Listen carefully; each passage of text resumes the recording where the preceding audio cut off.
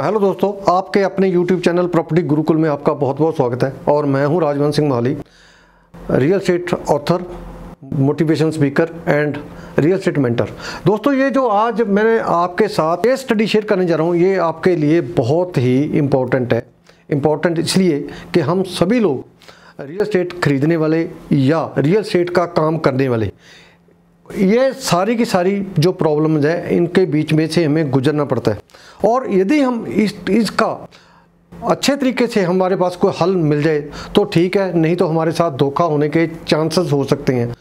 ये दोस्तों, ये जो मैंने प्रॉपर्टी लिखी है, ये खेड़ी चौक है जो डिस्ट्रिक्ट फतेहगढ़ साहब में पड़ती है। और फतेहगढ़ साहब में ये चुन्नी गाँव लिखा है मैंने, और ये मोरिंडा को रोड जा रही है। चुन्नी से मोरिंडा को जो रोड जा रही है उसके ऊपर 3 किलोमीटर 4 किलोमीटर चुन्नी से आगे ये खेड़ी चौक पड़ता है। यहाँ पर मार्केट बनी हुई है सारी।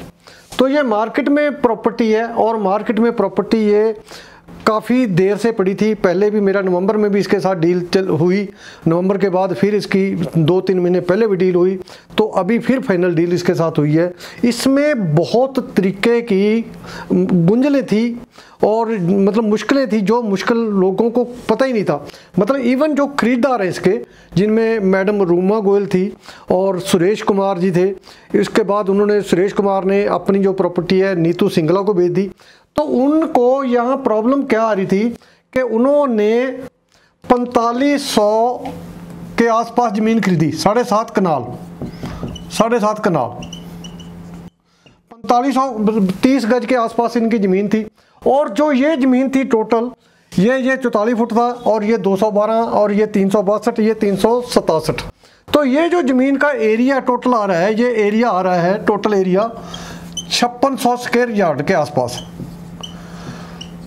अब जो खरीदने वाला है रूमा गोयल और सुरेश कुमार, उन्होंने जब ये प्रॉपर्टी खरीदी उसकी ये सारी बाही लिख के उनके साथ एग्रीमेंट कर लिया। और एग्रीमेंट करने के बाद जिस दिन रजिस्ट्री का टाइम आया तो ये सारा इस तरीके से लिख के 7.5 कनाल रजिस्ट्री करवा ली अपने साथ। तो साथ में एक एफिडेविट ले लिया कि ये जो है इसका जो डायमेंशन है ये है। अब टेक्निकल पॉइंट ये है कि इसमें ये ज़मीन है 9 कनाल के आसपास, 8.5 कनाल से ज़्यादा, 5600 गज के आसपास, और रजिस्ट्री उसकी हुई है 4500।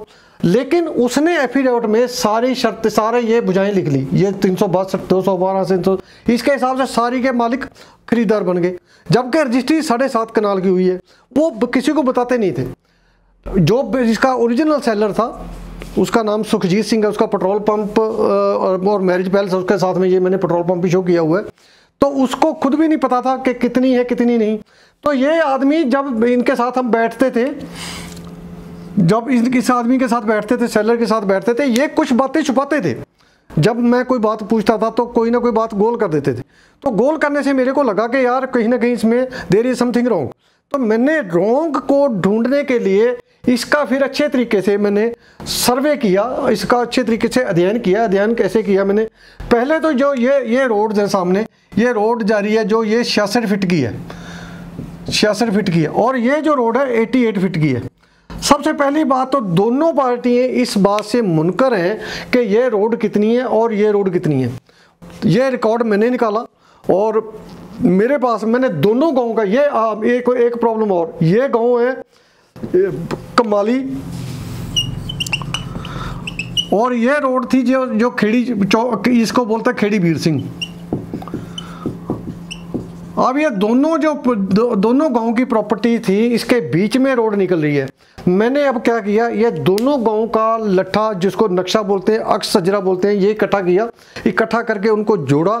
जोड़ने के बाद हमें पता लगा कि ये रोड कितनी चौड़ी है और ये रोड कितनी चौड़ी है। या रोड से फिर हमने जो ये 66 फुट चौड़ी है, तो इससे सेंटर से 33 फुट लेके हमने हमारी अपनी ज़मीन शुरू की। तो पूरा अध्ययन करने के बाद हमें पता लगा कि ये ज़मीन तो 5600 के आसपास गज निकल रही है, 5600 गज के आसपास निकल रही है। तो मैंने उसको कहा कि ज़मीन ये फालतू है। तो भाई ये फालतू है तो उसकी ज़मीन छोड़ दो, जो मालिक है जो यदि मेरे साथ सौदा करना है। वो कहते हैं नहीं जी हमारा उनके साथ एफिडेविट हुआ है। मैंने कहा एफिडेविट जरूर हुआ है, लेकिन आपकी रजिस्ट्री तो नहीं हुई ना, आपके नाम पे ट्रांसफ़र तो नहीं हुई, आप मेरे नाम पे इसकी रजिस्ट्री तो नहीं ना करवा सकते। हाँ रजिस्ट्री तो नहीं करवा सकते। तो फिर मैंने कहा नहीं रजिस्ट्री करवा सकते तो आप उसी तरीके से आपको देना पड़ेगा जिस तरीके के आपके पास रजिस्ट्री है। तो कैसे करें? मैंने कहा यहाँ से शुरू कर लो, यहाँ से आप बेस बना लो इसको। यहाँ से बेस बनाते बनाते यहाँ तक आप जितनी भी आपकी 7.5 कनाल या 4500 स्क्वायर यार्ड जगह बनती है इसकी रजिस्ट्री आपकी हुई है, और ये ज़मीन हमें बेच दो और ये छोड़ दो उसकी जो उसका ओरिजिनल लैंडलॉर्ड है सुखजीत सिंह, जो ओनर है इसका सुखजीत सिंह ओनर है, उसकी जगह छोड़ दो। तो वो पहले तो छोड़ने के लिए तैयार नहीं हुए क्योंकि उनको लालच था, ये ज़मीन महंगी है कि यह ज़मीन उसके पास चली जाएगी, हमारे पास ये लिखा हुआ है। लेकिन बाद में उनको छोड़नी पड़ी। छोड़ने के बाद ये मैंने इसमें डील किया, और डील करने के बाद हमें जब सब एक एक चीज़ मैंने निकाल के रख दी तो जाके हमारी ये डील हुई। मैं ये आइडिया मेरे दिमाग में क्यों आया, क्यों मैं पिछले दिनों में इसी जुलाई महीने की ट्रेनिंग थी जो, उसमें मैंने एक पॉइंट डिस्कस किया था ट्रेनीज के साथ। जब आप सेलर हो तो आपके पास परचेजर की हर बात का जवाब होना चाहिए, और वो भी आई कांटेक्ट के साथ। परचेजर आपके सामने बैठा है, आप इधर बैठे हो, परचेजर कोई सवाल पूछ रहा है और आप उसके साथ यदि आई कांटेक्ट से बात नहीं कर सकते तो इसका मतलब देयर इज समथिंग रॉन्ग। या आपके कॉन्फिडेंस में कमी है, या आपके कागजों में कमी है, या कोई प्रॉपर्टी में कमी है।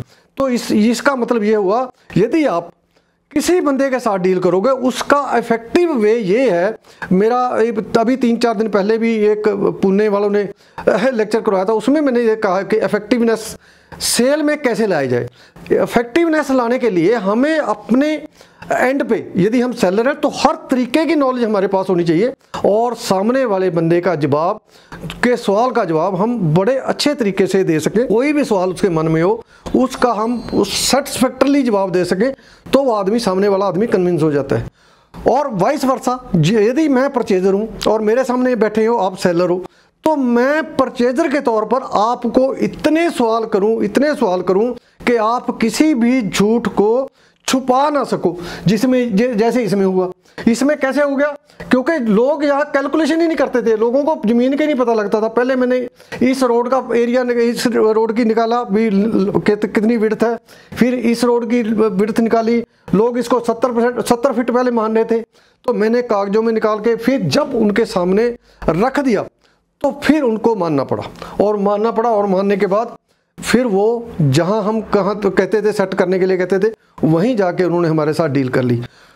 वो कहते जी हमारी पूरी डील हुई है। मैंने कहा पूरी डील हुई तो आपके पास एग्रीमेंट होगा, एग्रीमेंट दिखा दो। एग्रीमेंट उनके पास है नहीं। यदि पूरी डील हुई होती तो एग्रीमेंट में 7.5 कनाल की बजाय 4500 की बजाय 5600 गज भी लिखा जा सकता था। लेकिन एफिडेविट सेम डे लिखा जिस दिन इनकी रजिस्ट्री करवाई 2016 में, तो एफिडेविट में भी उन्होंने 7.5 कनाल मतलब 4500 के आसपास जो जगह बनती है, वो 4513 के आसपास जगह बनती, वही उसी जगह का एफिडेविट भी दिया गया। तो इस बात से साबित हो जाता है कि बेचने वाला जो सुखजीत सिंह था उसने 7.5 कनाल जमीन ही बेची। लेकिन एफिडेविट बनाने में क्या गड़बड़ होगी, ये बहुत मतलब वाइटल पॉइंट है नोट करने के लिए।